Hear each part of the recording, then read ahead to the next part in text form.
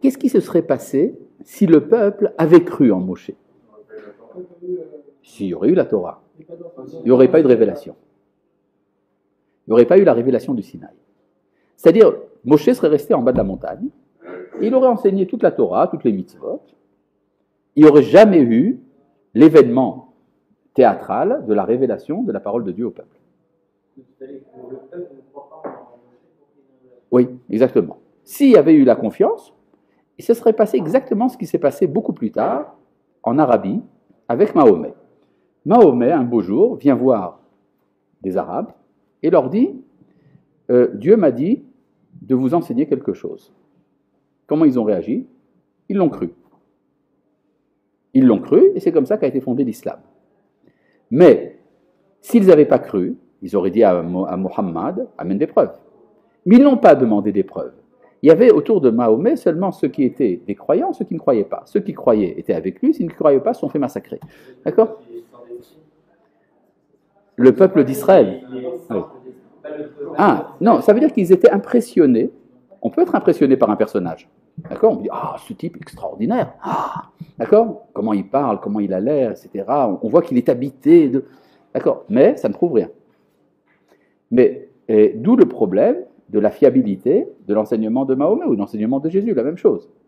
Aucun d'eux n'a amené de preuve qu'il était véritablement le délégué. Pour notre chance, le peuple d'Israël, lors de la sortie d'Égypte, refuse de croire en Moshe.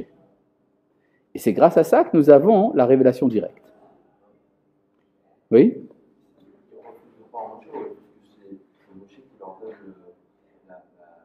Ils refusent de croire qu'il y a une Torah, Birta.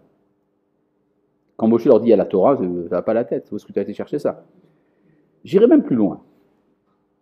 Lorsque les enfants d'Israël refusent de croire en Moshe, et que Moshe dit oui, mais Dieu m'a dit de vous donner la Torah, il y a plusieurs possibilités. Soit ils pensent que Moshe est un menteur,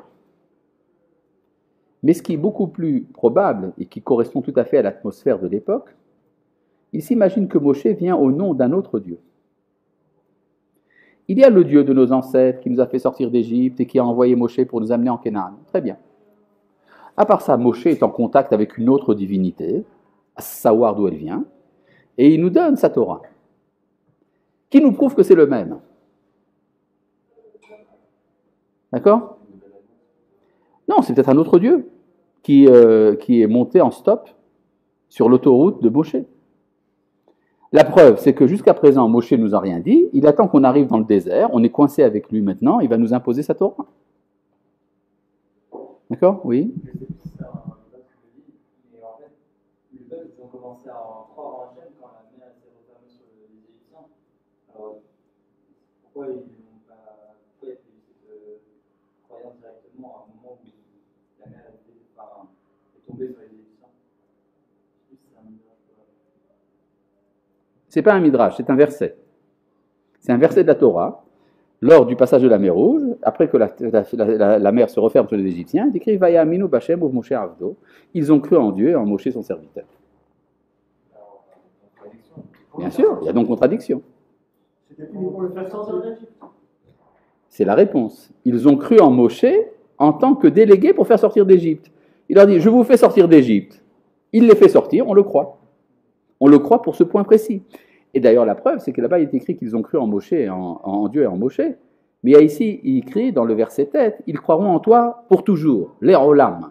Tandis qu'auparavant, c'est une foi qui est limitée, n'est-ce pas? Regardez d'ailleurs ce que dit à ce propos Maïmonide. Je vous lis ici, donc, dans le Mishneh Torah, dans le Sefer Hamadah, dans les règles des fondements de la Torah. Il croit qu'il à Torah. Qu'est-ce que nous dit ici Qu'est-ce que nous dit ici le Rambam? Pourquoi ça ne s'ouvre pas directement à la page? Je lis ici dans le 8e chapitre de Ilchot Yesodei Torah. Moshe Rabbeinu lo iminubo Israël mipnei haotot she'asa. Moshe Rabbeinu, les enfants d'Israël ne l'ont pas cru à cause des miracles qu'il a fait. She'ama amin al pi haotot, parce que celui qui croit sur la base de miracles, yesh belibo dofi, il reste en son cœur un doute. She'efshar she'yase haot belat vekishuf, parce que peut-être que le miracle a été fait par un acte de magie, c'est-à-dire par un truc. Et la kola otot shasa Moshe bamidbar, alors pourquoi est-ce que Moshe a fait des miracles? Pourquoi est-ce qu'il a fait des miracles? Les fiat soreh Hassan, pour les besoins de l'instant. Lo le'avir aya la nevoa, mais non pas pour prouver sa prophétie. Tsarach le'ashkia et amitzriim kara et ayam vitzilambo. Il était nécessaire de noyer les Égyptiens, donc il a ouvert la mer et les a noyés dedans. Tsarach nous les mazon, oridanu laman. On avait besoin de manger, il nous a amené la manne. Tsamou, ils ont eu soif. Bakalahem et Taeven, il leur a ouvert le rocher. Kafoubo Adat Korach, se sont révoltés contre lui, l'assemblée de Korach. Balaotamaretz, la terre les a engloutis. Vechen Sheraotot, ainsi que tous les autres miracles. Uvame Minubo, alors pourquoi est-ce qu'ils l'ont cru? Bemamadar Sinaï, uniquement au mont, à la révélation du Sinaï. Parce que nos yeux ont vu et pas d'autres, nos oreilles ont entendu et pas d'un autre. Le feu, les voix et les torches, et on l'a vu s'approcher du brouillard, et on a entendu la voix qui lui parlait, et on entendait Moshe, Moshe. L'echemor lahem kar vechach, va leur dire telle et telle chose. Vechenu omer, et d'ailleurs il leur dit, panim befanim diber Hashem imachem, c'est face à face que Dieu vous a parlé. Veneemar, ainsi qu'il est dit, lo et avotenu karat Hashem et abrit azot, ce n'est pas avec nos ancêtres que cette alliance a été accomplie.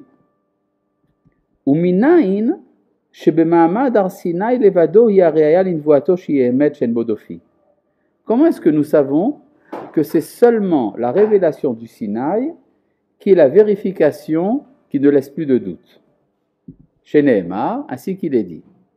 Hine, voilà. Anochiba elecha be'ave'anan, je viens à toi dans l'épaisseur de la nuée. C'est le verset que nous avons lu tout à l'heure. Ba'avur ishma bedabri imach, afin que le peuple entende lorsque je te parlerai. Vegam bechaya aminu leolam, ils auront foi aussi en toi à tout jamais. Miklal shekodem davarze, cela prouve que avant cet événement, lo heiminubo neemanut shi omedet leolam, ils ne l'ont pas cru d'une foi éternelle, et la neemanut sheyesh acharea irur marshava, mais une foi chancelante. N'est-ce pas?